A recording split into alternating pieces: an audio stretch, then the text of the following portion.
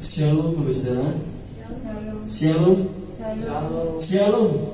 Selamat. Banyak perjuangan ya kita hari ini tadi ya. Sangat terus banget ya hujannya ya, tapi kita percaya bahwa hujan berkat ada di setiap kita. Amin.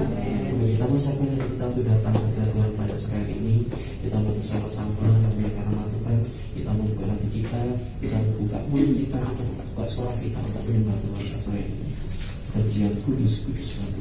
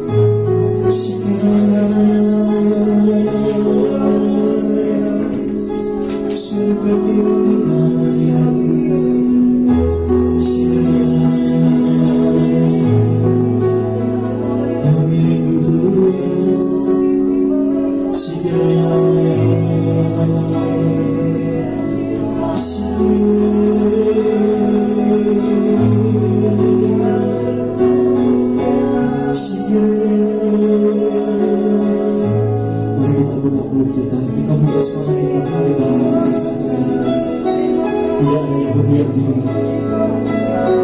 Angkat suaramu.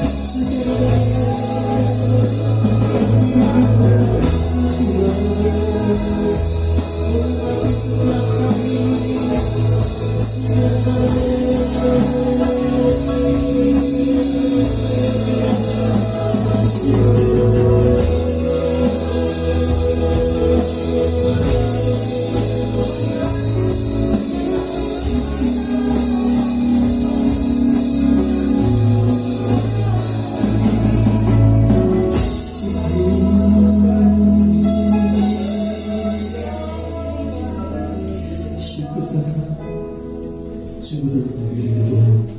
Tuhan ada di tengah-tengah kami Bapa. Mengurapi setiap kami yang ada di tempat ini Bapa. Dan bersatukan hati kami untuk memuji belakang nama Bapa. Mari Tuhan, Tuhan hadir di tengah-tengah kami, mencurahkan setiap berkat baik kami Bapa. Kami bersyukur Tuhan, syukur kami bersyukur Bapa. Hanya di dalam nama Tuhan Yesus Kristus kami akan mulai ibadah sabtu ini. Haleluya. Amin. Beri kemuliaan bagi Allah kita saja. Ada sukacita saudara? Amin. Kita mau bersuka dengan Tuhan. Hari ini hari yang telah dijadikan Tuhan.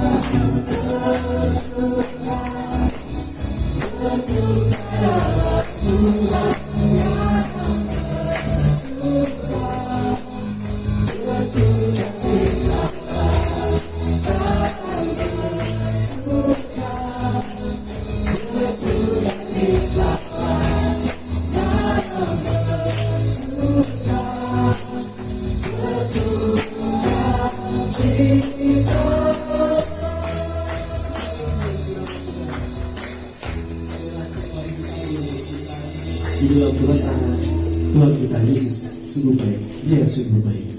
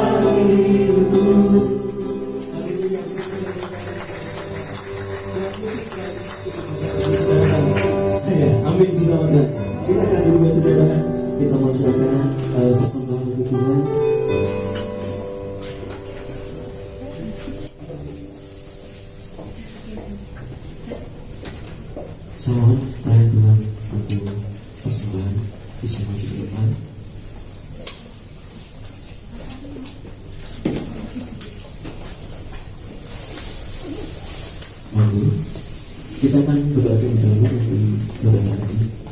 Bisa kita bicara doa. Bapak kami mengucap syukur untuk penyertaan-Mu sehingga kembali kita yang selamat Tuhan.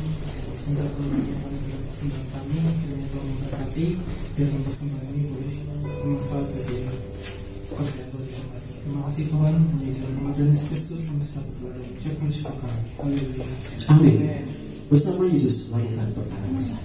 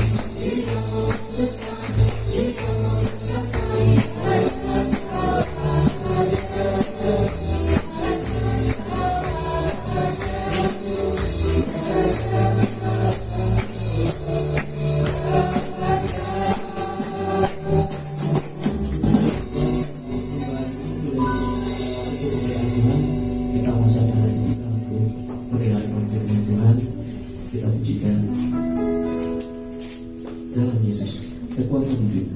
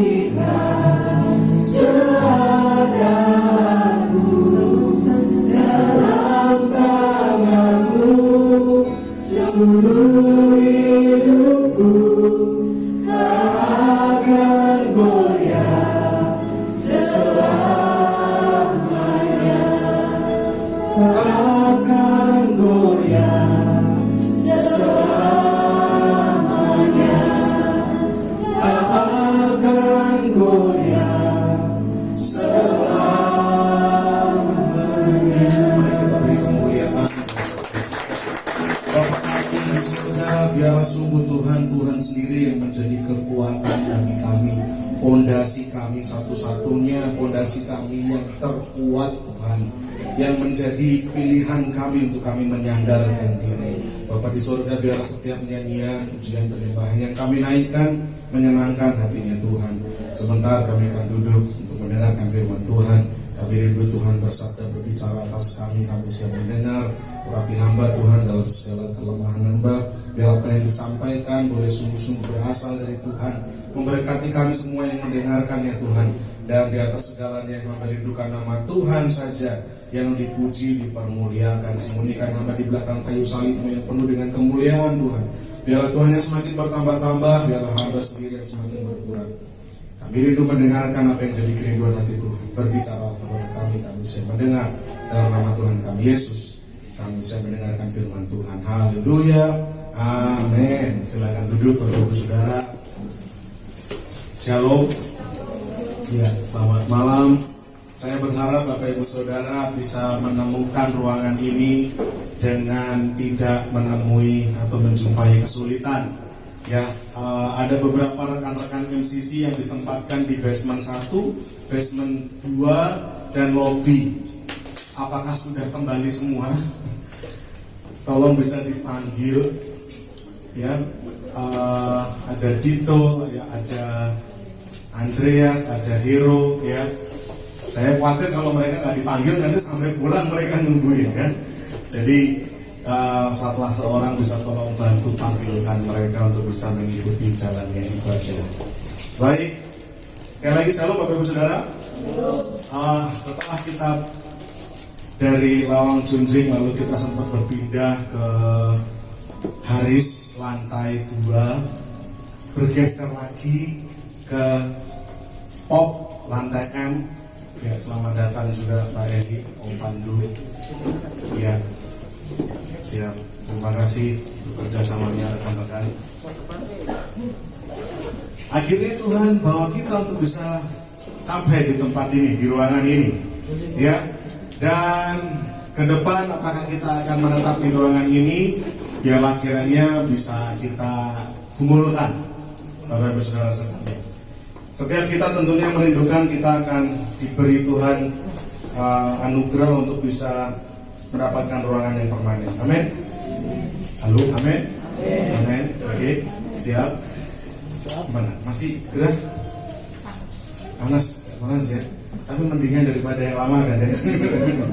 Mengucap syukurlah dalam segala hal, sebab itu yang dikehendaki Allah dalam Kristus Yesus. Amin. Kita akan lanjutkan perjalanan firman kita di bulan ini dengan tema besar Kristus adalah batu penjuru kita. Kita buka ayat emas kita 1 Petrus 2 ayat 4 sampai 7. Apakah posisi berdiri saya menghalangi Bapak Ibu untuk membaca slide? Ya. Di mana saya bisa berdiri supaya Bapak Ibu Saudara bisa lebih jelas melihatnya. Seperti ini. Cukup bisa? Sebelah sini, Lisa, kita aman? Bisa lihat slide-nya? Bisa ya? Oke. Kita baca 1 Petrus 2 ayat 4 sampai 7. Dan datanglah kepadanya. Kita sudah bahas minggu lalu. Kita memilih untuk datang kepada Tuhan, bukan datang kepada tempat-tempat lain atau datang kepada orang-orang lain, tapi Tuhan yang menjadi tujuan utama kehidupan kita. Datanglah kepadanya, batu yang hidup itu, yang memang dibuang oleh manusia, tetapi yang dipilih dan dihormat di hadirat Allah. Dan biarlah kamu juga dipergunakan sebagai batu hidup untuk pembangunan suatu rumah rohani bagi suatu imamat kudus, untuk mempersembahkan persembahan rohani yang karena Yesus Kristus berkenan kepada Allah. Sebab ada tertulis dalam kitab suci, sesungguhnya aku meletakkan di Sion sebuah batu yang terpilih, sebuah batu penjuru yang mahal, dan siapa yang percaya kepadanya tidak akan dipermalukan. Karena itu bagi kamu yang percaya, ia mahal. Tapi bagi mereka yang tidak percaya, batu yang telah dibuang oleh tukang-tukang bangunan telah menjadi batu penjuru, juga telah menjadi batu sentuhan dan suatu batu sandungan. Kita kemarin sudah belajar bahwa Kristus adalah batu penjuru bagi orang yang percaya. Next, Pak Andreas. Nah, batu yang terpilih dan mahal. Amin. Bagi orang percaya, Kristus Yesus adalah batu penjuru kita. Batu yang terpilih, batu yang mahal harganya. Tetapi bagi mereka yang tidak percaya, Kristus menjadi batu sandungan. Kita sudah bahas kemarin. Maksudnya apa? Bukankah batu sandungan selalu dikonotasikan negatif? Masa iya Tuhan Yesus itu batu sandungan? Maksudnya adalah orang seperti apapun ya, mau sebaik apapun, sekaya apapun, seterkenal apapun, sehebat apapun yang sudah dia perjuangkan di dunia, mungkin dia berdampak, mungkin dia sosial untuk banyak orang, tetapi ketika tidak percaya kepada Yesus sebagai Tuhan Juru Selamat, maka di akhir hidupnya dia tersandung karena keselamatan bukan jadi bagian. Sehingga kemarin kita sempat ada sedikit bercanda, pepatah muda kaya raya, tua foya-foya, mati masuk surga, itu bisa terjadi kalau orang muda ini sungguh-sungguh kaya, tapi jangan foya-foya juga, tapi harus percaya sama Yesus. Tapi bagi mereka yang tidak percaya kepada Yesus, mudanya mungkin bisa kaya raya, tuanya mungkin bisa foya-foya, tapi ketika meninggal dia tersandung oleh batu ini. Karena Kristus tidak menjadi bagian dalam kehidupan. Dan saya berharap tidak ada satu orang pun di ruangan ini yang akan tersandung pada akhirnya nanti. Amin. Setiap kita justru membawa Kristus, menjadikan Kristus sebagai batu penjuru dalam kehidupan kita. Nah, sebagai batu penjuru, Kristus adalah pondasi yang terkuat, teladan dalam hidup dan iman. Kita sudah pelajari minggu lalu. Jaminan keselamatan yang pasti. Sebagai pondasi, Kristus pondasi yang paling kuat. Uang tidak bisa dijadikan pondasi paling kuat. Relasi, akses tidak bisa dijadikan pondasi paling kuat. Jabatan, popularitas tidak bisa dijadikan pondasi. Semuanya hanya akan mengecewakan dan sifatnya sementara. tapi hanya Kristuslah pondasi yang terkuat dalam hidup kita. Sebagai batu penjuru tidak hanya menjadi pondasi, tapi kita kemarin juga sudah belajar batu penjuru itu menjadi batu sudut yang menjadi patokan. Ada sudut sini, sudut sana, sudut sebelah sana, dan sudut sebelah sana. Maka batu-batu yang berdiri di tengah-tengah ini patokannya adalah batu-batu sudut ini. Ya, nah, Kristus menjadi patokan kita. Teladan kita adalah Kristus. Dan tidak hanya sebagai pondasi, tidak hanya sebagai patokan, tapi pondasi batu penjuru yang namanya Kristus Yesus ini menjadi jaminan, garansi hidup saat ini dan juga hidup akan datang.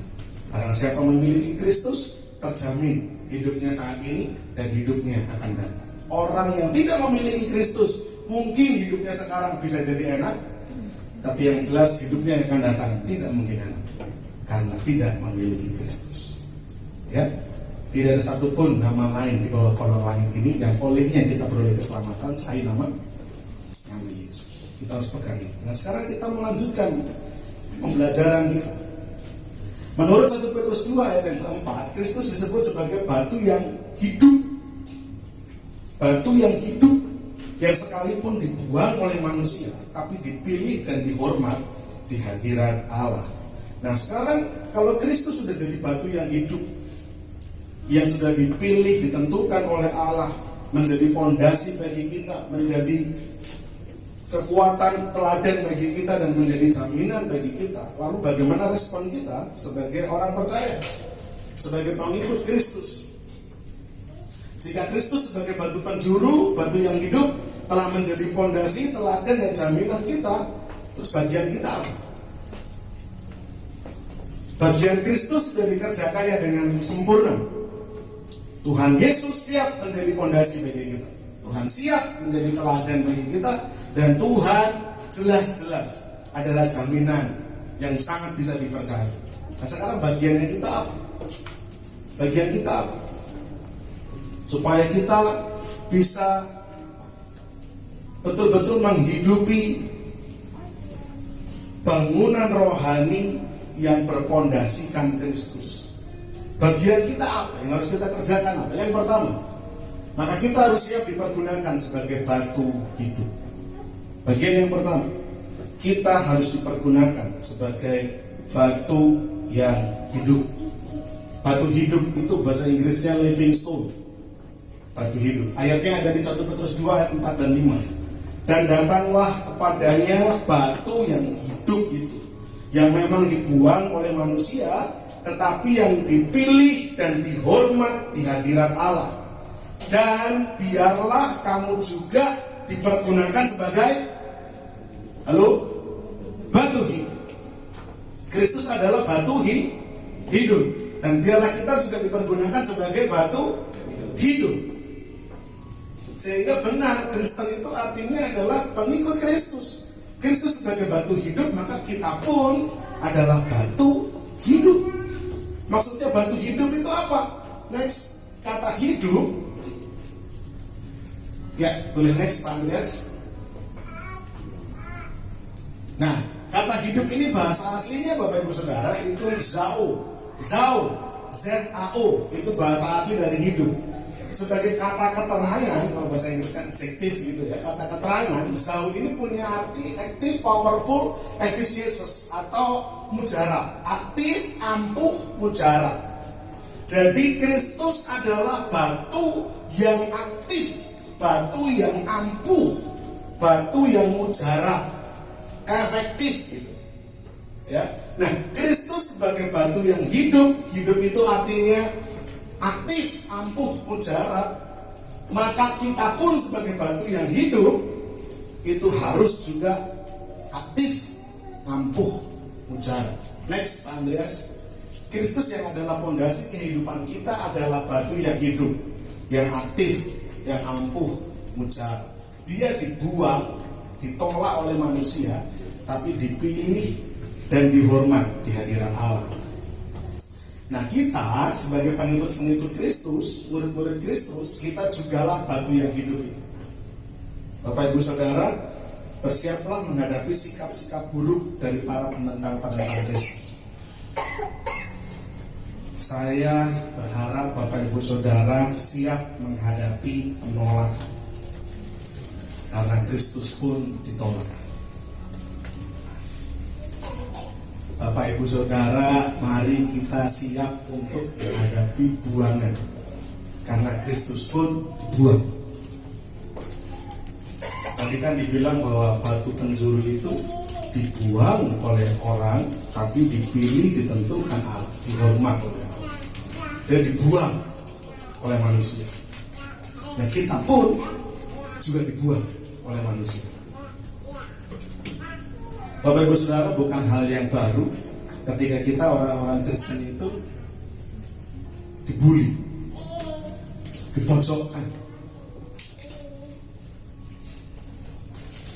diserang, ditolak. Sekali lagi, itu bukan rahasia umum. Dari zaman Kristus sampai zaman Jemaat mula-mula, sampai saat ini pun kita masih melihat pemandangan orang-orang Kristen yang dibuang. Apakah itu artinya kita tidak diberkati? Kalau Bapak Ibu Saudara menganggap bahwa penolakan orang-orang Kristen, penutupan gereja-gereja, kalau Bapak Ibu Saudara memandang kesulitan orang-orang percaya di tengah-tengah serangan orang-orang yang menolak Kristus, itu tanda bahwa kita sedang tidak diberkati Tuhan, maka Bapak Ibu Saudara harus reset ulang cara pikir. Gak bisa seperti itu. Kalau kita anak-anak Tuhan, kita harus siap mengalami penolakan.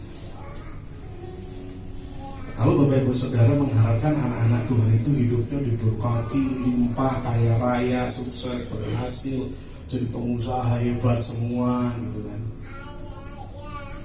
Lalu siapa yang akan berjuang untuk menginjil? Siapa yang akan berjuang untuk mengobarkan panji keselamatan, panji Kristus? Sementara jemaat mula-mula para rasul justru hidupnya, akhir hidupnya tidak ada yang menjadi pengusaha sukses. Ya, marturia yang artinya bersaksi. Kata marturia yang berarti bersaksi itu kata yang sama yang dipakai untuk menggambarkan orang yang mati karena imannya, disebut dengan martir. Jadi bersaksi itu sangat erat kaitannya dengan orang yang akhirnya mengalami bullying, orang-orang yang mengalami tekanan, pressure karena imannya. Jadi kalau akhirnya bersaksi, Bapak Ibu Saudara ketika diajak maju, ayo yang mau bersaksi silakan bersaksi. Lalu Bapak Ibu Saudara berpikir, apa yang mau aku saksikan? Wong bisnisku macet, wong aku di pekerjaan juga gitu-gitu aja. Aku bukan orang yang penghasilannya puluhan juta, ratusan juta. Apa yang mau aku saksikan? Berarti Bapak Ibu Saudara memandang berkat hanya sifatnya uang, materi. Tidak seperti itu. Justru bersaksi adalah bagaimana kita bisa cerita sama orang. Sekalipun saya mengalami tekanan, sekalipun hidup saya tidak mudah, tapi saya tetap percaya pada Yesus. Itu bersaksi. Martir mempertahankan imannya sekalipun menghadapi tekanan demi tekanan. Tidak mudah. Tapi kalau kita mau menjadikan Kristus sebagai teladan, maka justru kata Rasul Petrus, justru teladan yang harus kita perhatikan adalah teladan dalam kesengsaraan Kristus, kata Rasul Petrus. Kita memang harus meneladani kasihnya, kita harus meneladani kelemah lembutannya Tuhan, kita harus meneladani kepemimpinannya Tuhan. Tapi kata Rasul Petrus, keteladanan yang sudah menjadi bagianmu sebenarnya adalah keteladanan dalam hal penderitaan Kristus. Sebagaimana Kristus memikul salibnya, siapkah Bapak Ibu Saudara memikul salibmu? Siapkah? Nah, sebagai batu yang hidup, sekalipun kita menghadapi sikap buruk dari para penentang Kristus, sekalipun kita mengalami penolakan karena kita memilih Kristus, tetaplah untuk menjadi batu yang aktif, yang ampuh dan ujar. Amin. Kita buka Kisah Para Rasul 4 ayat 1 sampai 20. Saya tidak cantumkan ayat konkretnya di sini karena nanti makan tempat. Saya mau Bapak Ibu Saudara membuka di Alkitab masing-masing Kisah Para Rasul pasal yang keempat. Saya akan bacakan, slide-nya bisa ditahan di sini dulu, Pak Andreas. Saya bacakan, Bapak Ibu Saudara menyimak di sini. Bagaimana Rasul Petrus dan Rasul Yohanes berdiri mempertanggungjawabkan imannya di hadapan mahkamah agama. Ketika Petrus dan Yohanes sedang berbicara kepada orang banyak, mereka tiba-tiba didatangi imam-imam dan kepala pengawal bait Allah serta orang-orang Saduki. Orang-orang itu sangat marah karena mereka, yaitu Petrus dan Yohanes, mengajar orang banyak dan memberitakan bahwa dalam Yesus ada kebangkitan dari antara orang mati. Mereka ditangkap dan diserahkan ke dalam tahanan sampai keesokan harinya karena hari tengah malam. Tetapi di antara orang yang mendengar ajaran itu banyak yang menjadi percaya, sehingga jumlah mereka menjadi kira-kira 5.000 orang laki-laki dari 120. Setelah Pentakosta terjadi, Roh Kudus dicurahkan jadi 3.000 lalu Rasul Petrus, Rasul Yohanes berkobar-kobar bersemangat dari 3.000 jadi 5.000 laki-laki. Di ayat yang barusan kita baca. Pada keesokan harinya, ayat 5, pemimpin-pemimpin Yahudi serta tua-tua dan ahli Taurat mengadakan sidang di Yerusalem dengan imam besar Hanas dan Kayafas, Yohanes dan Alexander, dan semua orang lain yang termasuk keturunan imam besar. Lalu Petrus dan Yohanes dihadapkan kepada sidang itu dan mulai diperiksa dengan pertanyaan ini. Perhatikan, dengan kuasa manakah atau dalam nama siapakah kamu bertindak demikian itu? Maka jawab Petrus penuh dengan Roh Kudus, hai pemimpin-pemimpin umat dan tua-tua, jika kami sekarang harus diperiksa karena suatu kebajikan kepada seorang sakit dan harus menerangkan dengan kuasa manakah orang itu disembuhkan, maka ketahuilah oleh kamu sekalian dan seluruh umat Israel bahwa dalam nama Yesus Kristus, orang Nazaret yang telah kamu salibkan, tetapi yang telah dibangkitkan Allah di antara orang mati, bahwa oleh karena Yesus itulah orang ini berdiri dengan sehat sekarang di depan kamu. Perhatikan yang 11. Yesus adalah batu yang dibuang oleh tukang-tukang bangunan, yaitu kamu sendiri. Namun ia telah menjadi batu penjuru. Dan keselamatan tidak ada di dalam siapapun juga selain di dalam Dia. Sebab di bawah kolong langit ini tidak ada nama lain yang diberikan kepada manusia yang olehnya kita dapat diselamatkan. Ketika sidang itu, mahkamah agama itu melihat keberanian Petrus dan Yohanes dan mengetahui, perhatikan, bahwa keduanya orang biasa yang tidak terpelajar, heranlah mereka, dan mereka mengenal keduanya sebagai pengikut Yesus. Tetapi karena mereka melihat orang yang disembuhkan itu berdiri di samping kedua rasul itu, mereka tidak dapat mengatakan apa-apa untuk membantahnya. Dan setelah mereka menyuruh rasul-rasul itu meninggalkan ruang sidang, berundinglah mereka. Mereka berkata, tindakan apakah yang harus kita ambil terhadap Petrus dan Yohanes ini, orang-orang ini? Sebab telah nyata kepada semua penduduk Yerusalem bahwa mereka telah mengadakan suatu mujizat yang menyolok dan kita tidak dapat menyangkalnya. Tapi supaya hal itu jangan makin luas tersiar di antara orang banyak, baiklah kita mengancam dan melarang mereka supaya mereka jangan berbicara lagi dengan siapapun dalam nama itu. Dan setelah keduanya, yaitu Petrus Yohanes, disuruh masuk, mereka diperintahkan supaya sama sekali jangan berbicara atau mengajar lagi dalam nama Yesus. Nah, saya minta Bapak Ibu Saudara garis bawahi, perhatikan ayat 19 ini. Tapi Petrus dan Yohanes menjawab mereka, silahkan kamu putuskan sendiri manakah yang benar di hadapan Allah, taat kepada kamu atau taat kepada Allah. Sebab tidak mungkin bagi kami untuk tidak berkata-kata tentang apa yang telah kami lihat dan yang telah kami dengar. Kalau pada baca nanti ayat 21, mereka semakin keras mengancam rasul-rasul. Kedua rasul ini sudah diperingatkan, stop, jangan bicara lagi tentang Yesus, jangan ngajar lagi tentang Yesus, stop. Apa yang Rasul Yohanes dan Rasul Petrus katakan, silahkan pikir sendiri. kami mau taat sama tamu sekalian atau taat sama Allah kami. Rasul Petrus Yohanes menghadapi tekanan, menghadapi persekusi, bully, dipojokkan, ditolak, disingkirkan. Sebagaimana kita sebagai orang percaya juga akan mengalami hal yang sama.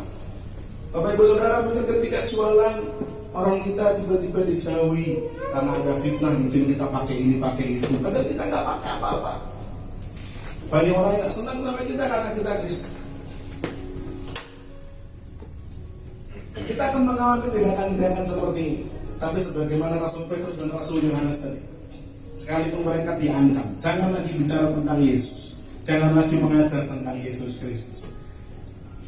Petrus dan Yohanes berkata, tidak mungkin kami bisa menahan mulut kami untuk bercerita apa yang sudah kami lihat dan apa yang sudah kami dengar. Selama mereka menyertai Tuhan Yesus, maka mereka melihat sendiri bahwa pribadi ini pribadi yang luar biasa, yang tidak main-main, pribadi yang tidak bisa disangka lagi bahwa yang namanya Yesus Kristus ini adalah Allah itu sendiri. Bapak Ibu Saudara, bukankah kita mengalami hal yang sama? Yesus bekerja dalam kehidupan Ongki, Yesus bekerja dalam kehidupan Nia, Yesus bekerja dalam kehidupan Lisa, dalam kehidupan Bapak Ibu Saudara, dalam kehidupan Pak Diki, Mas Lili, istri saya. Yesus bekerja dalam hidup kita melihat sendiri. Amin. Kita dengar sendiri gimana kita mendapatkan pertolongan demi pertolongan, orang-orang di sekeliling kita mendapatkan mujizat demi mujizat. Bahkan mungkin kita ngalami sendiri. Masa iya kita mau mengunci mulut kita ini hanya karena diancam, hanya karena kita merasa takut? Halo, Kristus batu yang hidup. Lalu apa langkah pertama yang harus kita lakukan? Mari kita pun siap dipergunakan Allah sebagai batu yang hidup, yang ampuh, yang mujarab, yang aktif. Bapak Ibu, aktiflah bersaksi tentang Kristus. Mari kita jadikan hidup kita itu hidup yang ampuh. Sekalipun manusia menolak kita, namun Allah memilih kita menjadi anak-anaknya. Allah mau kita aktif memberitakan kabar baik, ampuh dalam hal pengaruh, mujarab dalam menjadi jawaban bagi sekeliling kita. Kalau Bapak Ibu Saudara sungguh-sungguh mau jadi batu yang hidup, mari aktif memberitakan kabar baik itu, jangan ditanggung-tanggung, ceritakan. Apakah kita malu mengucapkan nama Yesus? Apakah kita mau terus sembunyi di dalam gua, malu mengakui Tuhan? Mari kita aktif, kita ampuh dalam pengaruh. Dimanapun Bapak Ibu Saudara berada dipanggil Tuhan, mari kita jadi pribadi yang ampuh, yang kehadiran kita membawa pengaruh, membawa dampak dan mujarab solusi yang kita berikan. Ketika Tuhan gerakan kita untuk menolong orang lain, kita tolong mereka. Apa yang Tuhan perintahkan kepada kita untuk kita lakukan, menjadi jawaban buat orang lain. Kita jadi batu yang hidup, living stone, seperti Rasul Petrus dan Rasul Yohanes. Amin. Jangan biarkan apapun menghalangi kita untuk kita bersaksi tentang kebaikan Tuhan. Amin. Yang kedua, next, mari kita menggunakan hidup kita ini, diri kita ini, guna pembangunan rumah rohani bagi imamat yang kudus. Dikatakan dalam 1 Petrus pasal yang keempat tadi, 1 Petrus pasal yang keempat, pasal yang kedua maksud saya, ayat yang kelima.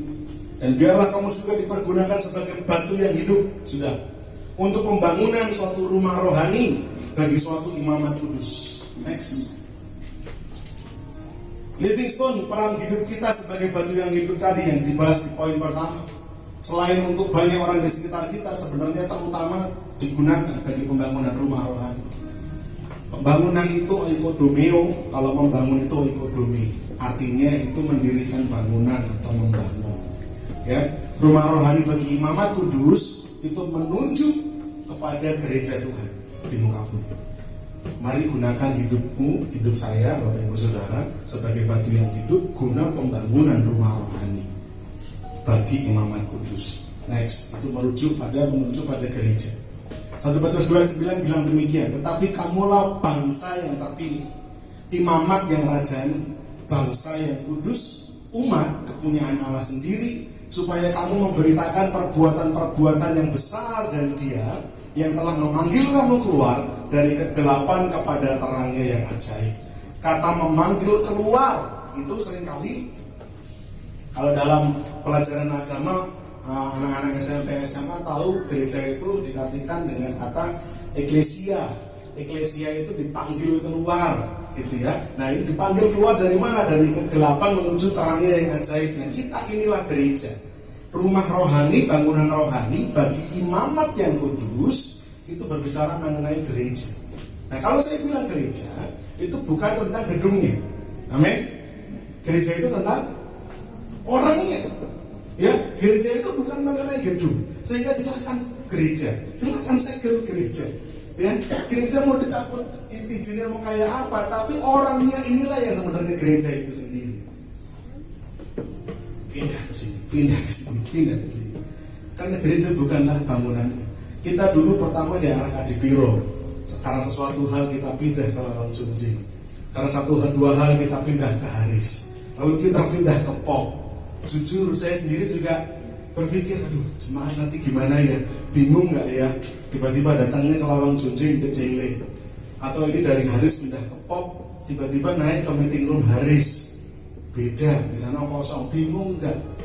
Makanya kami tadi kasih orang-orang di basement 2, basement 1, di lobby, kami kasih orang-orang, anak-anak muda, kami bekali HT untuk komunikasi mengantar Bapak Ibu Saudara. Harapannya tidak ada yang tersesat ini ya, harapannya semua bisa datang ngumpul di sini semua. Sejujurnya itu juga kegelisahan saya, kegelisahan kami pengurus juga. Bagaimana nanti ke depan? Udah kita serahkan sama Tuhan, karena gereja bukanlah bangunannya, tapi gereja adalah orangnya. Amin. Nah, next. Efesus 2:19-22 bilang juga demikian. Demikianlah kamu bukan lagi orang asing, bukan pendatang, melainkan kawan sewarga dari orang-orang kudus dan anggota-anggota keluarga Allah, yang dibangun di atas dasar para rasul dan para nabi, dengan Kristus Yesus sebagai batu penjuru. Di dalam Dia tumbuh seluruh bangunan, rapi tersusun menjadi bait Allah yang kudus di dalam Tuhan. Di dalam Dia kamu juga turut dibangunkan menjadi tempat kediaman Allah di dalam Roh. Nah, kalau kita baca ayat-ayat ini, apakah gereja digambarkan sebagai sebuah tembok bangunan? Sama sekali tidak ada, bukan? Nggak ada. Gereja ini harus ada pondasi yang kayak gini, bangunan tinggi sekian meter, tidak. Tapi yang dikatakan bahwa yang dulu orang asing, dulu pendatang, sekarang kawan sewarga, orang-orang kudus. Bahkan dibilang anggota-anggota keluarga Allah. Kita dibangun dasarnya bukan dari batu kali dan batu-batu yang lain, tapi kita dibangun di atas dasar para rasul dengan batu penjurunya Kristus Yesus sendiri. Jadi ini bukan berbicara mengenai bangunan fisik, amin. Ini adalah sebuah bangunan rohani yang namanya gereja. Kita inilah gereja. Di dalam Kristus tumbuh seluruh bangunan, rapi tersusun menjadi bait Allah yang kudus di dalam Tuhan. Di dalam Dia kamu juga turut dibangunkan menjadi tempat kediaman Allah di dalam Roh. Next. Nah, sebagai rumah rohani, kalau Bapak Ibu Saudara meyakini dan mengimani inilah gereja, bukan mengenai bangunannya. Lalu sebagai gereja, sebagai batu hidup yang akhirnya dibangun guna menjadi rumah rohani, menjadi gereja. Gereja itu idealnya harusnya seperti apa? Yang pertama, gereja harus menghayati status yang baru sebagai pengikut Kristus. Sebagai apa? Bangsa yang terpilih. Kita ini umat pilihan. Amin. Kalau Bapak Ibu Saudara bisa menjadi Kristen, itu bukan karena Bapak Ibu yang memilih Kristus, tapi Kristus yang pilih kita. Amin. Bukan Bapak Ibu yang pilih Tuhan, bukan. Tapi Tuhan yang pilih kita, menentukan kita untuk menjadi anak-anaknya. Imamat yang rajani. Kita ini pelayan-pelayan, untuk Raja yang agung, yang mulia. Siapa Raja kita? Kristus sendiri, Raja di atas segala raja. Kita bukan pelayan-pelayan yang kacangan, tapi kita pelayannya Raja. Raja di atas segala raja. Kita ini bangsa yang kudus. Kudus itu berarti khusus, dikhususkan. Jadi hati-hati kalau sudah dikhususkan, ya jangan jadikan dirimu itu jadi pribadi yang seenak sendiri. Bicaranya seenak sendiri, pikirannya seenak sendiri, berbuatnya seenak sendiri, karena kita sudah dikhususkan oleh Tuhan. Ibarat seorang mempelai perempuan yang dikhususkan untuk ditunangkan, dijodohkan dengan raja, nggak bisa mempelai itu umpah-umpahan Bapak Ibu. Pokoknya celana jeans gitu kan, pokoknya nggak bisa. Dia akan dijadikan mempelai dari raja. Dia harus anggun, khusus, menjaga sikapnya, menjaga perkataannya, menjaga pikirannya. Kita ini mempelai Kristus, amin. Kita harus jaga, nggak bisa serampangan, nggak bisa sembarangan. Pikirannya, perkataannya, perbuatannya, terlebih pelayanannya, melayani untuk Tuhan. Ketika saya bilang masalah pelayanan itu bukan mengenai skill. Skill itu bisa dilatih, Bapak Ibu Saudara. Tapi ini mengenai sikap hati. Apa artinya skillnya hebat, luar biasa? Wow, kalau gitar gitu sambil merem. Jangankan sambil merem, dipegang aja udah saking menyatunya ya Om ya. Tapi kalau hatinya nggak connect sama Tuhan, nggak bisa. Setuju Pak Diki? Kita main keyboard, betul itu udah sambil jegang kan? Mainnya udah hebat, ya. Tapi kalau hatinya nggak nyambung sama Tuhan, apalah hati itu? Amin. Teman-teman main musik, Mas Gilang pemain drum, yang pukulannya, kalau saya main drum itu tangannya bundet Bapak Ibu. Kalau beliau mungkin mainnya lebih, ya. Ini hari ini Filipi belajar ibadah ya, melayani ibadah. Ini pelayanan pertamanya Filipi. Kita ibadah, pede. Karena skill, Tuhan tidak melihat kemampuan kita, Tuhan lihat hati kita. Amin. Daud itu mau kecil memilih kayak gitu, ya, tapi Tuhan pilih dia. Tuhan tidak melihat perawakan, kata firman Tuhan. Yang Tuhan lihat adalah hati. Nah, bagaimana kita sebagai batu hidup? Siap nggak dibangun guna membangun rumah rohani? Yang pertama harus menyadari sebagai umat pilihan, status kita yang baru, ya, dikhususkan. Kita kepunyaan Allah sendiri, ya, jaga hidup tidak sembarangan, pelan-pelan, step by step, ya. Tidak bisa mungkin dulunya ngomongnya sembarangan, tiba-tiba langsung makling berubah. Ya, ada yang bisa seperti itu, tapi ada yang butuh proses. Wong ulat jadi kupu-kupu aja kan harus ada prosesnya kan. Dari ulat jadi kepompong akhirnya jadi kupu-kupu. Ada proses. Kalau sudah menyadari menghayati status yang baru, lalu apa? Menyadari peran kita.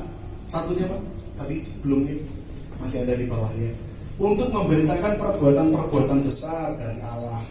Tadi kan dikatakan di ayat yang kelima, biarlah kamu juga dipergunakan menjadi batu hidup untuk pembangunan rumah rohani bagi suatu imamat kudus, mempersembahkan persembahan rohani yang karena Yesus Kristus berkenan kepada Allah.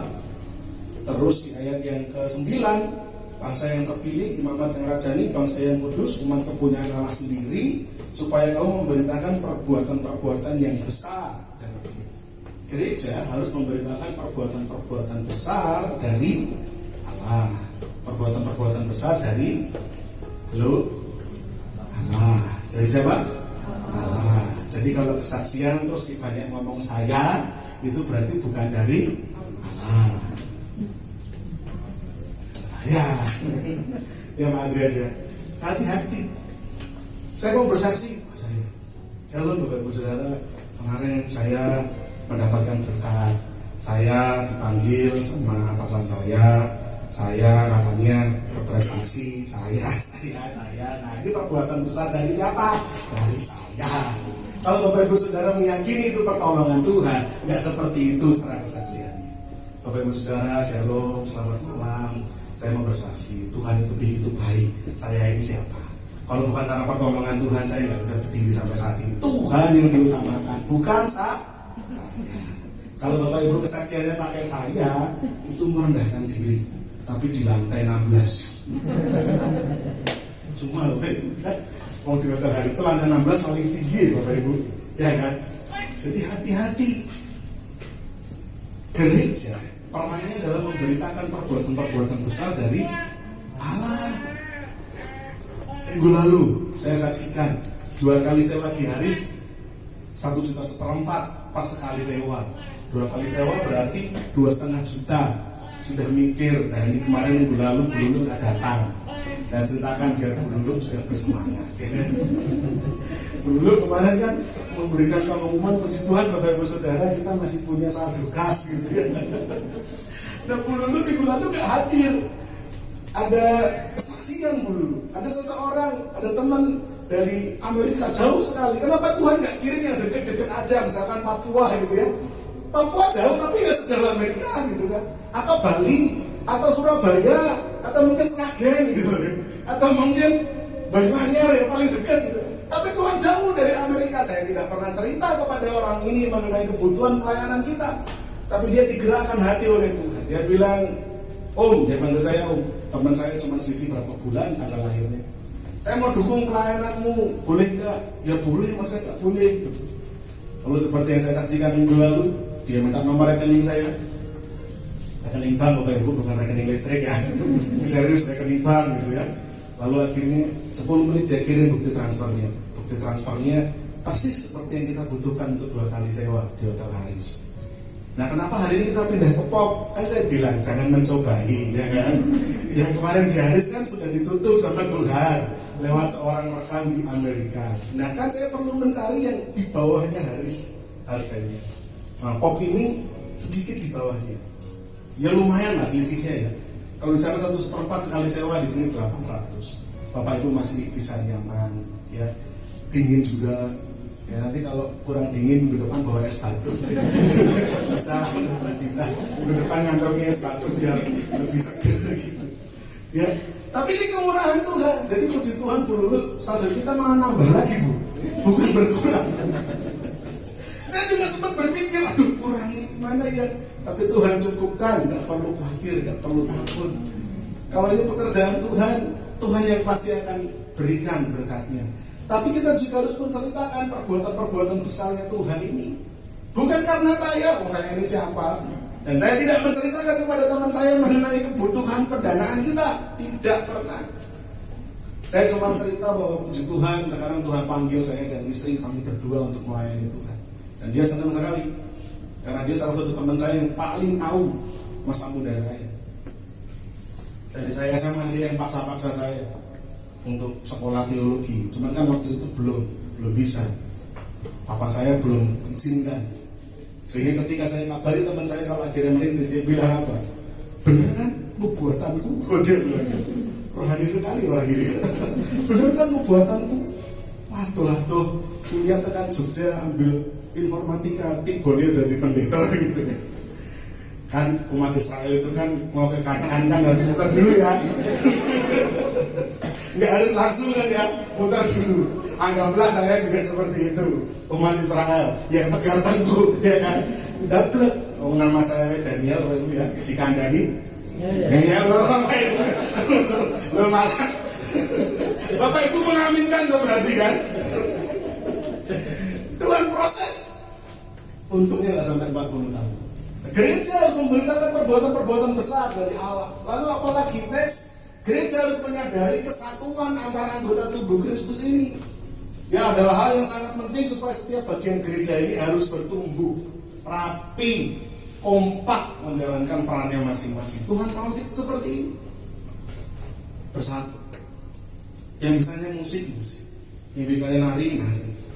Ya teman-teman anak-anak muda sekarang tambah jumlahnya untuk yang bantu perlengkapan, standby di lantai basement, di lobby, semua bergerak.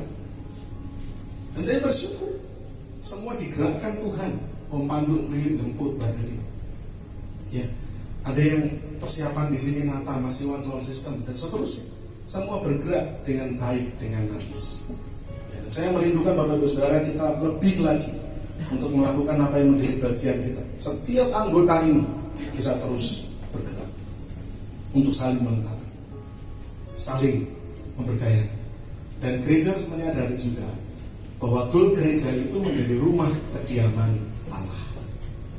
Rumah kediaman siapa? Allah. Bukan ego pribadi, bukan kediaman popularitas, bukan kediaman politik-politik atau kepentingan-kepentingan yang lain. Gereja itu adalah rumahnya siapa? Rumah Tuhan. Sekali lagi, gereja itu rumah Tuhan. Mari biar Tuhan yang memerintah atas gereja ini, atas jemaat ini. Nah, gereja harus menyadari ini. Kalau enggak nanti kita gagal. Kita hanya menjadi kumpulan-kumpulan yang seminggu sekali ketemu, lalu selesai ketemu, pulang, bubar, udah. Tapi kalau kita sungguh-sungguh mau menjadi batu yang hidup, dipakai guna pembangunan rumah rohani, kita harus memperhatikan nilai-nilai ini tadi. Ya. Yang ketiga, yang terakhir, sebagai batu yang hidup, mari kita mempersembahkan persembahan rohani. 1 Petrus 2 ayat 5 katakan demikian. Dan biarlah kamu juga dipergunakan sebagai batu hidup untuk pembangunan suatu rumah rohani bagi suatu imamat kudus, untuk mempersembahkan persembahan rohani yang karena Yesus Kristus berkenan kepada Allah. Persembahan rohani adalah next Andreas. Persembahan atau korban. Persembahan itu sendiri berarti juga korban yang berkaitan dengan hal-hal rohani. Dikatakan tadi bahwa kita ini itu menjadi batu hidup untuk pembangunan suatu rumah rohani, bukan rumah jasmani tapi rumah rohani, untuk mempersembahkan persembahan rohani yang karena Yesus Kristus diperkenan. Jadi persembahan rohani, persembahan korban yang berkaitan dengan hal rohani. Jadi Bapak Ibu Saudara jangan terjebak bahwa persembahan selalu berbicara mengenai pemberian dalam bentuk uang. Tidak. Tuhan yang saya kenal, yang namanya Yesus Kristus, dia gak butuh uang. Tidak. Kalau Tuhan bisa menggerakkan tadi teman saya yang jauh banget di Amerika sana, Bapak Ibu, saya gak bawa betul-betul di Amerika sana, bukan Amerika. Kalau Amerika Solo dan sekitarnya, Amerika sana. Saya gak tahu gimana caranya Tuhan menggerakkan hati orang ini. Dia bisa saja transfer 1 juta, 1,5, atau mungkin 2 juta, atau mungkin yang tinggi sekalian 5 juta, bisa saja Tuhan suruh dia transfer segitu. Tapi kenapa Tuhan gerakkan hati teman saya untuk transfer 2,5, persis seperti yang kita butuhkan. Kan doa Bapa kami kan, berikanlah pada kami hari ini makanan kami yang secukupnya. Orang Kristen kan yang penting cukup aja, supaya kita tidak menyombongkan diri di hadapan Tuhan. Oh aku, gitu kan? Tidak, Tuhan yang cukupkan semuanya. Jadi oleh karena itu jangan berpikir bahwa persembahan itu selalu berkenaan dengan uang. Mau berangkat gereja nggak bawa uang, nggak apa-apa. Nggak persembahan, nggak apa-apa, Bapak Ibu Saudara. Nggak apa-apa. Persembahan tidak selalu berbicara mengenai uang, tapi persembahan rohani berbicara hal-hal rohani yang kita persembahkan bagi Tuhan. Roma 12 ayat 1, ayat yang sangat terkenal sekali. Dikatakan demikian, karena itu saudara-saudara, demi kemurahan Allah, aku menasihatkan kamu supaya kamu mempersembahkan tubuhmu sebagai persembahan yang hidup, yang kudus, dan yang berkenan kepada Allah. Itu adalah ibadahmu yang sejati. Bapak Ibu Saudara, kata karena itu, ini sepertinya kelihatannya cuma 2 ayat, Bapak. Kata karena dan kata itu. Karena itu. Tapi kalau Bapak Ibu Saudara berusaha untuk memahami, mendalami lagi, kata karena itu berarti kan ada alasan di atasnya ya, benar nggak? Karena itu, gitu kan. Saya hari ini rasanya lapar sekali, dari siang saya belum makan. Nah karena itu nanti saya mau makan. Siapa yang mau naktir saya? Nah gitu kan. Atau mau pergi sama saya. Ada alasan di atas. Ya, nah sama karena itu berarti sebelumnya ada alasan. Nah alasannya ini yang Rasul Paulus tulis kepada jemaat di Roma ini. Alasannya tertulis dari pasal 1 sampai dengan pasal 11. Apa itu? Waduh panjang Bapak Ibu Saudara. Tapi intinya begini, bahwa pada awalnya panggilan keselamatan hanya berlaku bagi bangsa Yahudi. Lalu pada akhirnya keselamatan yang tadinya untuk bangsa Yahudi akhirnya dibukakan pintunya bagi orang-orang di luar Yahudi. Kebenaran itu didapatkan bukan karena perbuatan baik, tetapi kebenaran didapatkan karena iman. Iman kepada siapa? Kepada Yesus Kristus yang menganugerahkan kita. Walaupun kita bukan orang Yahudi, kita ini orang-orang kafir menurut kacamata orang-orang Yahudi, tapi karena kita beriman kepada Kristus, maka Kristus berkenan untuk menyelamatkan siapa? Kita. Nah, intinya begitu. Pasal 1 sampai pasal 11 kalau Bapak Ibu Saudara baca, itu ngomongin bagaimana kita sebagai manusia berdosa. Awalnya kita dulu menjadi budak dosa, dikungkung dalam dosa, terus sampai anugerah Allah, keselamatan karena iman, pembenaran karena anugerah, terus sampai pasal 11. Nah, pasal 12 dimulai dengan kata-kata karena itu. Ibarat kata kayak Rasul Paulus itu habis rally ngeritakin tentang kebaikan Tuhan, tentang anugerah Tuhan. Pasal 12 ayat 1 Rasul Paulus bilang, jadi gini loh Bapak Ibu Saudara, karena itu monggo demi kemurahan Allah. Demi kemurahan Allah itu bahasa sederhananya karena Allah sudah demikian bermurah hati sama semua kita. Demi kemurahan Allah, aku Rasul Paulus menasihatkan kamu supaya kamu apa? Mempersembahkan tubuhmu sebagai persembahan yang hidup, yang kudus dan yang berkenan kepada Allah. Itu adalah ibadahmu yang sejati. Roma 12 ayat 1 versi mudah dibaca bilang begini Bapak Ibu Saudara. Judulnya berikanlah hidupmu kepada Allah. Jadi saudara-saudara, aku mohon supaya kamu melakukan sesuatu. Allah telah banyak menunjukkan kemurahannya. Jadi persembahkanlah hidupmu lebih daripada uangmu. Kata Rasul Paulus, persembahkanlah hidupmu sebagai persembahannya hidup. Persembahanmu hanyalah untuk Allah dan akan menyenangkannya. Persembahan dirimu sendiri merupakan cara rohani bagimu untuk beribadat kepada Allah. Jadi persembahan yang kita sebagai rumah rohani ini harus kita persembahkan kepada Tuhan sebenarnya lebih kepada persembahan rohani. Berarti saya nggak perlu datang mempersembahkan uang. Monggo Bapak Ibu, kalau Bapak Ibu berpikir seperti itu dan memang betul-betul nggak ada uang, silahkan. Tapi kalau Bapak Ibu Saudara punya uang tapi tidak mempersembahkan uang bagi Tuhan, bagi pekerjaan Tuhan, berarti Bapak Ibu melekat sama uang. Mempersembahkan rohani itu, Bapak Ibu mempersembahkan uang silahkan, mempersembahkan yang bukan uang silahkan. Intinya adalah bagaimana rohani kita sama Tuhan. Karena Tuhan kita tidak memerlukan uang kita. Seringkali malah kita yang memerlukan berkatnya Tuhan. Betul? Tuhan, bayar kontrakan ini Tuhan. Gimana Tuhan? Saya kontrak siapa? Kalian. Itu bayar Tuhan. Ya kan bekerja Bapak. Dengan Tuhan, bayar SPP anak-anak itu Tuhan. Tolong. Yang sekolah anak-anak kita. Yang suruh bayar Tuhan. Tapi Tuhan adalah Tuhan yang baik. Kata Alkitab, firman Tuhan berkata bahwa kalau Bapa kita di dunia tahu memberi yang baik, apalagi Bapa kita yang di surga, tidak akan mungkin memberi batu kepada yang minta roti. Kalau Bapak Ibu Saudara minta diberkati untuk bayar kontrak, bayar sekolah, bayar ini, bayar itu, bagi Tuhan terlalu kecil, terlalu mudah ditolong. Pelayanan ini berkali-kali ditolong Tuhan. Kalau kali ini kita melangkah ke tempat ini dan biarlah kita melangkah ini pun karena pertolongan Tuhan. Amin. Ya. Nah, kesimpulannya melalui Kristus saja, bukan atas usaha kita sendiri, kehidupan kita bisa menjadi kokoh. Karena Kristus telah menjadi batu yang hidup, batu penjuru bagi orang percaya. Lalu apa respon kita? Ini kesimpulannya. Next, Andreas. Apa respon kita sebagai bangunan Allah di mana Kristus menjadi batu penjuru atasnya?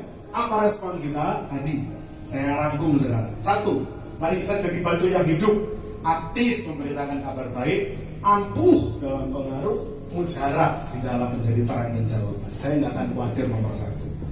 Saya melihat banyak yang sudah mengalami ini, banyak yang sudah menjalankan ini. Bapak Ibu Saudara ampuh bawa pengaruh. Bapak Ibu Saudara saya lihat juga mujarab dalam memberi jawaban, menjadi solusi bagi orang sekitar. Mari kita tingkatkan lagi, jadi batu hidup yang sungguh-sungguh aktif, yang ampuh, yang mujar. Lalu membangun rumah rohani atau gereja Tuhan, di mana Tuhan, hanya Tuhan saja, tidak ada yang lain, yang benar-benar hidup dan nyata berkarya di dalamnya. Saya merindukan MCC ini menjadi tempat di mana Tuhan sungguh-sungguh berkarya. Kita melihat Tuhan kita, Tuhan yang hidup. Amin. Tadi sebelum berangkat ke sini, saya sempat lihat story-nya Bu Dina. Warungnya kehujanan, ambruk guys. Warung kehujanan guys, ambruk. Herannya orang ambruk itu kok ya malah Pak Mamat dan Fani hujan-hujan di situ ketawa keting. Tuhan yang kasih sukacita, ya kan? Saya lihat tuh malah hujan-hujan. Kata Bu Dina, masa kecil kurang bahagia teman. Ya. Tapi saya percaya kalau Tuhan yang memberi hujan sehingga warung itu ambruk, Tuhan juga akan memberi hujan supaya warung itu bisa berdiri lagi. Ya mungkin ya. Tidak perlu takut. Ya. Apapun yang sedang kita hadapi, selama kita meyakini kita ini umat pilihan, kita dipilih sama Tuhan. Masa ya Tuhan memilih kita lalu bahasa Jermannya nyekeker ke kita, gitu kan? Kan ya nggak mungkin. Kalau Tuhan pilih kita, pasti Tuhan yang pegang kendali dalam hidup kita. Amin. Bapak Ibu Saudara, ada sedikit kesaksian, tapi juga mohon didukung dalam doa. Ya, saya nggak mau nanti nutup-nutupi atau gimana. Ya, kemarin pagi istri saya tes baik, kok strike 2 lagi. Saya ceritakan lah apa adanya, ya kan. Bapak Ibu Saudara kan keluarga rohani saya. Ya. Bagi saya ini anugerah Tuhan, berkat Tuhan, mengingat usia kami berdua sudah bukan usia 20-an. Kalau mungkin pengantin baru yang 20-an, monggo Bapak Ibu ya. Tapi kalau saran saya juga jangan ditahan-tahan. Itu anugerah Tuhan. Ya. Nah, istri saya sekarang 36. Tahun ini nanti mau 37. Itu 36 tahun ini. Oh iya, saya yang 37. Oh, saya 27 waktu itu. 4 tahun lagi menginjak usia kepala 4. Ya, kepala 1 aja pusing, apalagi kepalanya 4. Apalagi 5. Apalagi bapak saya kepalanya 6, Pak. Ketika akhirnya dicek kok strip 2, ada rasa bahagia. Akhirnya kami bawa ke dokter. Kalau menurut perhitungan harusnya usianya sudah 8 minggu. Kalau 8 minggu harusnya seluruh USG-nya dalam bentuk janin. Tapi ketika kemarin di USG hanya dalam bentuk kantong biasa. Dokter tidak mau memberi harapan palsu sama kami. Jadi dokter bilang kembali lagi 1 bulan waktu. Ya, 1 bulan ini saya beri obat ini kembali 1 bulan. Doa kita, harapan kita bertumbuh. Tapi Bapak Ibu juga harus siap kalau kehamilannya tidak berkembang. Saya bilang nggak apa-apa dok, siap. Yang penting hasil tes pack sudah step 2, saya bawa ke dokter, kan stepnya gitu kan ya, langkahnya untuk memastikan. Tapi ternyata belum memberikan tanda-tanda yang membuat lega. Tapi saya percaya, apapun nanti hasilnya, biar Tuhan yang pegang kendali. Amin. Bapak Ibu Saudara dukung kami dalam doa. Ya, tapi saya percaya kalau kita mau sungguh-sungguh membangun kehidupan kita ini di atas dasarnya yang teguh, dasar fondasi Tuhan, maka kita akan melihat Tuhan berkarya di dalam kehidupan kita, di dalam pribadi lepas pribadi, di dalam gereja ini. Kalau saya ditolong sama Tuhan, ya Mas Gilang, Mbak Ratna ditolong Tuhan, Eli ditolong Tuhan, Budina ditolong Tuhan, amin, ya, diimani, Lisa ditolong Tuhan, maka semua kita akan ditolong Tuhan. Amin. Eli beberapa waktu yang lalu menjadi Eli yang mudah patah semangat. Kalau saya anak sama Eli itu, Eli emosi, saya bluder.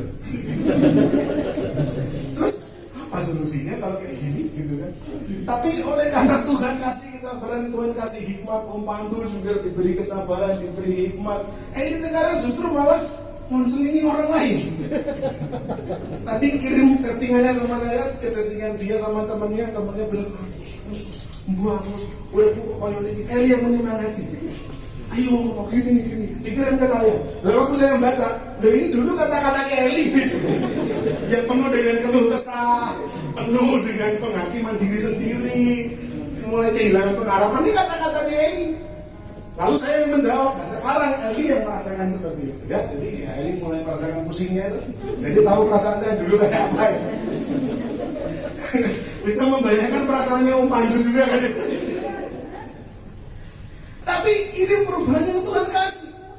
Tuhan berkarya di dalam. Amin. Ayo Bapak Ibu Saudara, kita hidup dalam gereja di mana kita mau Tuhan berkarya di dalam. Bukan saya, tapi Tuhan yang jadi aktor di sini. Amin. Dan yang ketiga kesimpulannya, mari kita mempersembahkan hidup sebagai persembahan rohani, hanya bagi Allah dan hanya untuk menyenangkannya. Persembahan rohani, bukan persembahan yang sifatnya materi. Bapak Ibu memberi materi itu bagus, puji Tuhan. Tapi kalau tidak ada pun tidak apa-apa. Yang penting persembahan rohani. Apa itu persembahan rohani? Hidup kita persembahkan bagi Tuhan, melayani Tuhan, berbakti kepada Tuhan, membawa orang lain datang kepada Tuhan. Itu cara kita mempersembahkan persembahan rohani bagi Tuhan. Amin. Kiranya boleh menjadi berkat untuk setiap kita. Mari kita tunduk kepala. Masih boleh maju ke depan. Pak Diki mungkin bisa gantikan saya sebentar main itu. Pak Diki.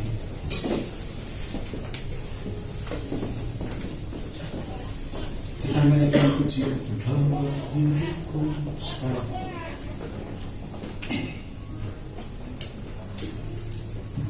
Mari kita datang kepada Tuhan sebagai batu yang hidup.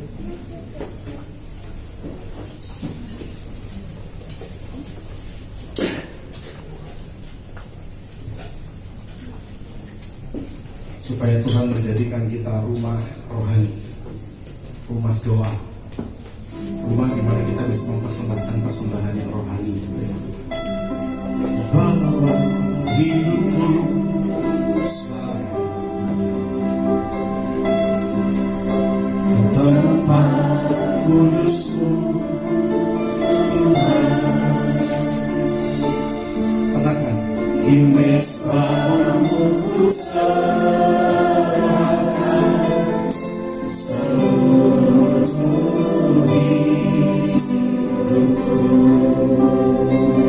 penuhi hatiku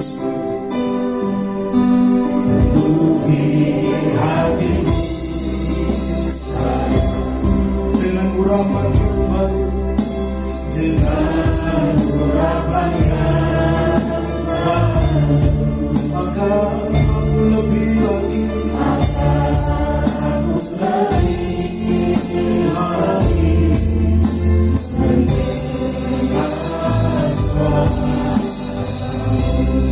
jadikan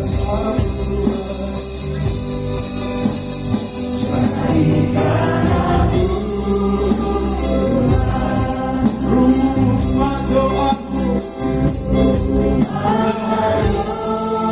kerinduan kami agar menjadi rumah kebangunan rohani, di mana persembahan rohani yaitu hidup kami boleh kami bawa, kami haturkan kepada Tuhan menjadi persembahan yang hidup, yang kudus dan yang berkenan kepada Allah. Ya,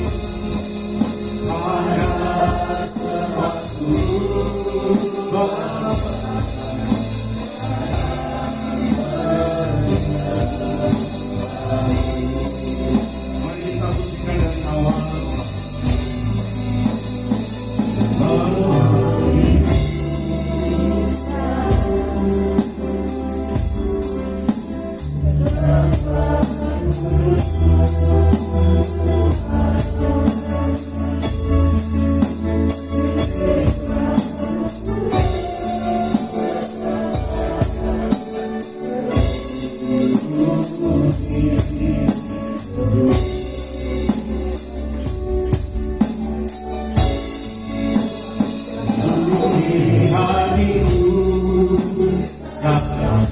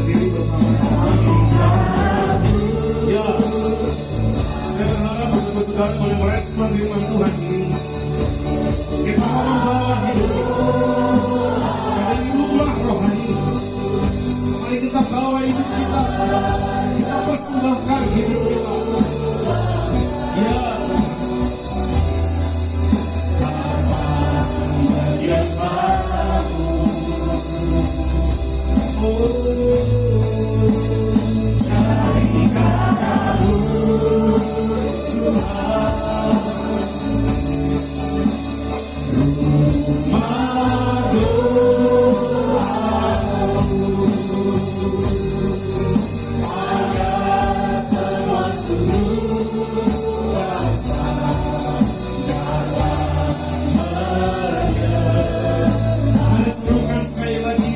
Mari kita katakan pada Tuhan, jadikan aku Tuhan.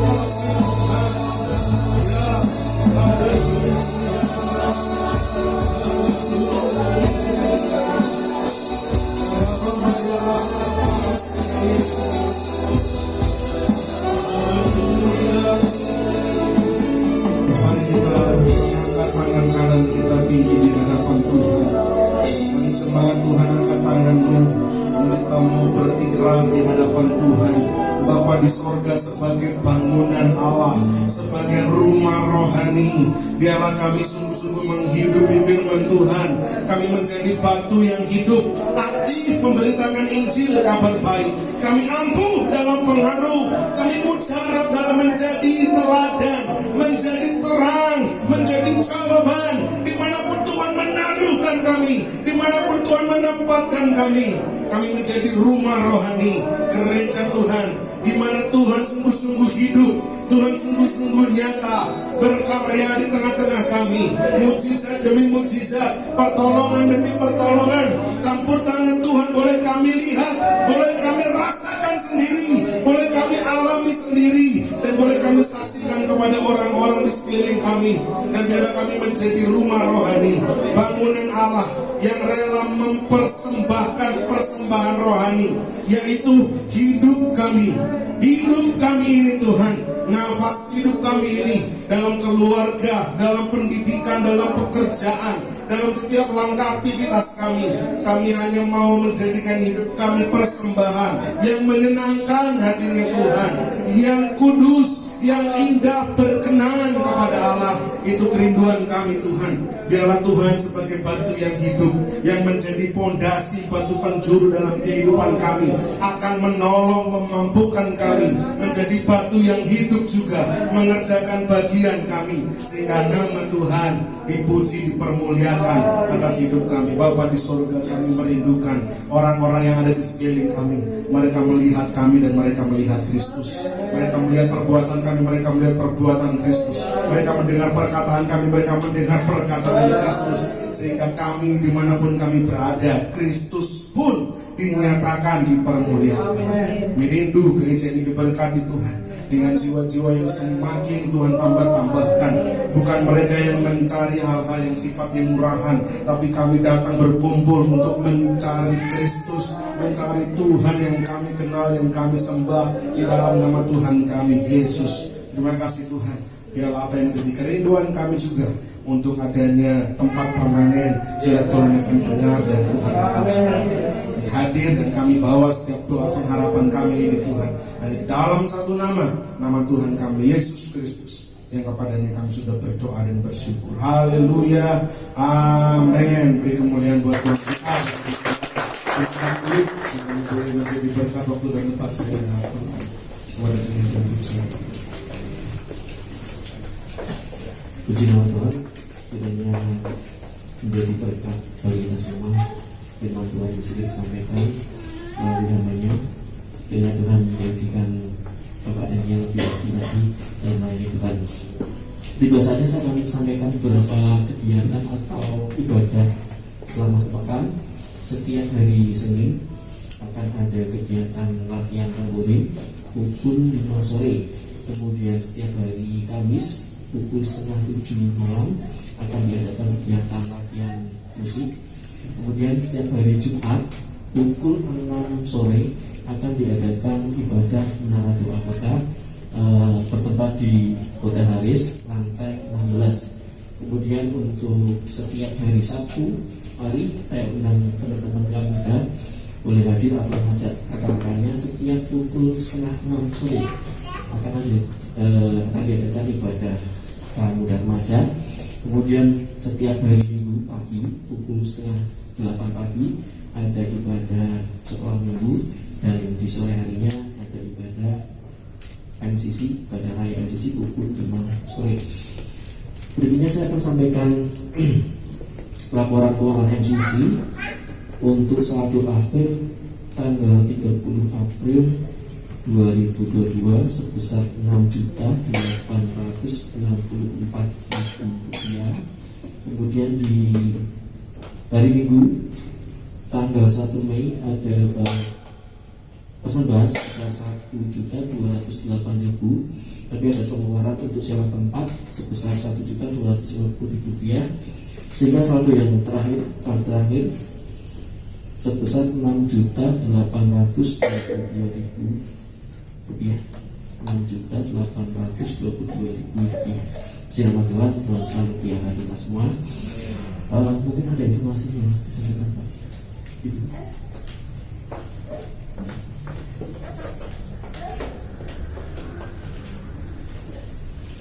Bapak Ibu Saudara dikasih Tuhan, minggu depan kita akan beribadah lagi di sini sebentar ya, di tempat ini ya, karena masih belum ada kepastian, sehingga saya sempat berpikir untuk 1 bulan ini kita coba di sini saja dulu ya, supaya Bapak Ibu Saudara juga tidak lalu bingung harus kemana, kadang di sana, kadang di sini, nanti muter-muter malah takutnya pas makan di sana kan repot. Jangan. Memang di sini agak sedikit lebih jauh dibandingkan tempat yang sebelumnya ya, yang di Lawang Sunjik, tapi masih di dalam kota Solo, artinya masih sangat terjangkau ya. Jadi 1 bulan ke depan Bapak Ibu Saudara tidak usah pusing, kita di sini saja dulu, di ruangan ini ya. Kalau ini gerah, feeling saya kemungkinan karena di luar juga pas gerah-gerahnya ya, karena hujan juga ya. Biasanya kalau lagi hujan itu justru malah gerah, tapi kalau tadi waktu masuk pertama sih dingin sebenarnya ya. Tapi yang jelas ini jauh lebih dingin daripada yang di tempat yang sebelumnya sana. Oke, Bapak Saudara, jadi minggu depan kita bertemu lagi di sini ya, gitu ya. Jadi saya berpikir masih mungkin selama 1 bulan ini kita akan tetap siapkan tim yang ada di basement 2 maupun basement 1 maupun di lobby. Tapi nanti berikutnya kalau memang kita terus di sini, kita blok di sini misalkan, saya pikir lama-lama Bapak Ibu sudah hafal juga, tidak perlu ada tim yang standby ya, langsung semua naik ke atas. Nanti kita akan berdoa untuk Saudari Linda yang sakit ya, Tuhan akan sembuhkan. Kita juga berdoa untuk Mas Adris yang berulang tahun ya. 16 setengah. Ada ulang tahun setengah. Umurnya dirahasiakan. Yang mau tahu umurnya Mas Adris nanti bisa langsung menemui Mas Adris ya. Ditunggu paknya Mas Adris ya. Kita akan berdoa untuk Mbak Linda dan juga Mas Adris. Ada lagi yang mungkin sakit atau mungkin yang ada beban-beban doa lain yang perlu didoakan? Oke, tidak. Kita akan akhiri ibadah kita. Mari kita balik berdiri bersama-sama, Bapak Saudara. Mari kita berdoa. Bapa di surga, kami bersyukur Tuhan sudah menyertai ibadah kami dari awal, pertengahan sampai dengan akhirnya ini. Kami sudah memuji Tuhan karena nyanyian pujian akan dimainkan oleh menjadi upaya yang haru yang menyenangkan hatinya Tuhan, persembahan rohani yang menyukakan hati Tuhan lewat pelayanan yang kami kerjakan ini. Biarlah lewat firman Tuhan yang sudah diberitakan, kami terus dibawa semakin hari semakin serupa seperti Kristus. Karena itulah tujuan dan panggilan hidup kami, agar kami semakin serupa seperti Tuhan Yesus Kristus dalam karakter. Kami menjadi pribadi yang siap dipakai Tuhan dan membawa orang-orang lain juga mengenal Tuhan sebagaimana kami pun dulu juga mengenal Tuhan. Terima kasih Bapa di surga, terima kasih. Biarlah Tuhan apa yang menjadi aktivitas kami selama seminggu ke depan, Tuhan akan menyertai, Tuhan akan menjagai semua agenda pelayanan disertai oleh Tuhan. Semua komisi yang berjalan diberkati Tuhan. Tuhan tambah-tambahkan bilangan, Tuhan tambah-tambahkan jiwa, agar kami boleh sungguh-sungguh menjangkau, membawa orang-orang di sekeliling kami untuk mereka pun boleh diselamatkan. Datang kepada Tuhan dan menerima Tuhan Yesus Kristus sebagai Tuhan dan Juru Selamat. Terima kasih Bapa. Malam hari ini kami juga mengingat Saudari Linda yang saat ini sedang sakit. Ada rasa sakit yang dirasakannya di bagian perut Tuhan, yang membuat dia tidak bisa istirahat, tidak bisa tidur. Bapa di surga, kami semua berdoa, menyatukan hati dan iman kami di dalam nama Yesus. Oleh bilur-bilur Tuhan, kami percaya Tuhan kami dokter di atas segala dokter. Tuhan yang mampu menyembuhkan segala penyakit, Tuhan yang mampu mengangkat setiap kuasa-kuasa penyakit. Kami berdoa di dalam nama Yesus, kesembuhan terjadi. Tuhan akan melawat Saudari Linda, memberikan kesembuhan atasnya, dan dia boleh merasakan tangan Tuhan, mujizat Tuhan bekerja, melawat, menyentuh hidupnya. Dan pada waktu-waktu yang mendatang, Saudari Linda boleh datang bersekutu bersama dengan kami kembali dan menceritakan betapa Tuhan baik dalam kehidupannya. Kami juga berdoa untuk sahabat kami, saudara kami, Mas Adris yang berulang tahun. Kami bersyukur Tuhan menambahkan 1 tahun usia dari Mas Adris. Tuhan tambahkan kedewasaan, semangat dalam melayani Tuhan. Tuhan akan pakai kehidupannya menjadi berkat, jawaban dimanapun Tuhan tempatkan dia. Apa yang menjadi pergumulan dan kerinduannya, Tuhan akan berikan jawaban tepat pada waktunya. Dan yang pasti Tuhan, kami berdoa Tuhan akan mengurapinya menjadi pelayan Tuhan, hamba Tuhan yang semakin luar biasa, menjangkau banyak jiwa, khususnya anak-anak kecil yang menjadi panggilan kehidupannya, yang menjadi kerinduan hatinya, sehingga banyak jiwa boleh dimenangkan, Tuhan dipermuliakan. Terima kasih Bapa di surga, terima kasih untuk kerinduan kami, tempat untuk ibadah. Tuhan berkati kami Tuhan. Selama 1 bulan ini kami akan mengagendakan ibadah di tempat ini, di Kota Paris ini.